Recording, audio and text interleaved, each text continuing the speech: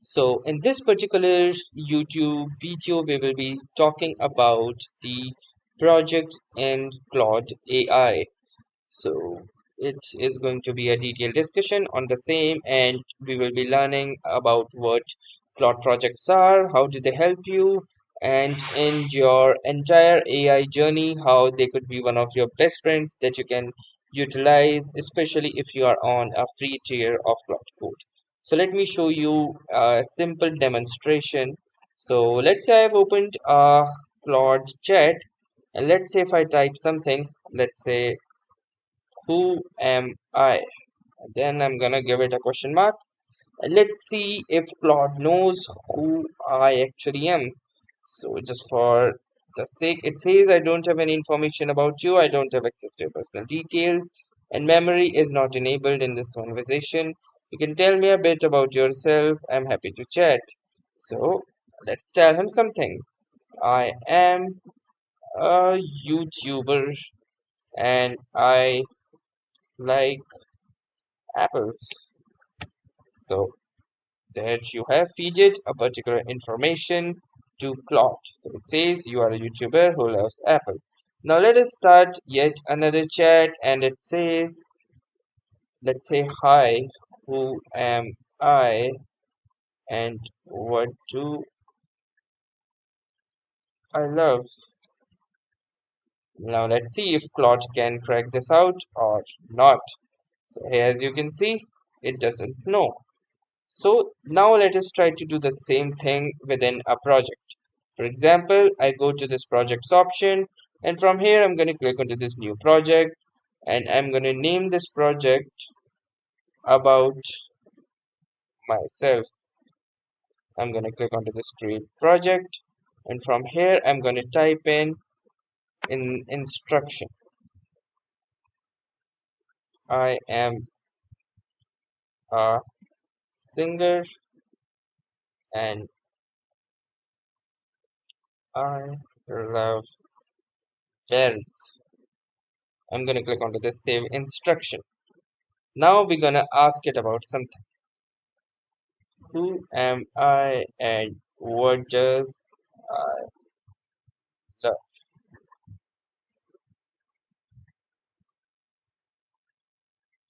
Now let us wait for it's here. And here we go. It says, based on what you shared, you are a singer and you love berries. So now, my friends, this is what projects is all about in Claude. So to go into a little bit more details, let me tell you the exact definition. So, a Claude projects are dedicated workspaces that allow you to group related chats, background knowledge, and specific instructions into a single environment. They are designed to help you maintain consistency across multiple conversations for complex tasks like research, coding, or content creation. So as we saw in the previous chats where we did not have any particular projects, we can see that even after identifying ourselves, Claude could not identify us in the next chat. But here, just by adding a simple instruction, Claude can access that and it told us. It also happens between chats within the same project as well. So for example, if I further add, I live in Texas. I'm gonna give it the prompt within this particular chat, and now you can see it has saved these three infos. Now let me go to the project again. I'm going to type in a new chat and I will type in here, do you know where I live? I'm going to type in a question mark and let's see if it does that or not. And from here it says it is giving me a different location that is actually my geolocation, but it is not able to parse this particular chat even while it is in this particular same project. But if I go to the instructions and if I tell him I live in California, I'm going to click onto the save instructions, and then we can type in from the save option, and we're going to type in try again, and let's see what it gives us now. and now you can see it says that I live in California. So this is all about projects in chats. The instructions are the main file from where these chats fetches the information. They can have access to the same instructions and the same files that you share with them. So for example, if I want to add any particular file which will become the global file for these chats, I can simply click onto this plus icon, and then from here I'm going to click onto this upload from device. So for example, let's add this space scene, or let's say some other, let's say this academic anxiety scale as well. We can simply click onto this open button and it will load this particular file. Or if we want, we can also add multiple files, but not while this file is being processed. And you can see that this file has been processed. I'm going to click onto this plus icon again, and from here let's say I'll choose this HTML file.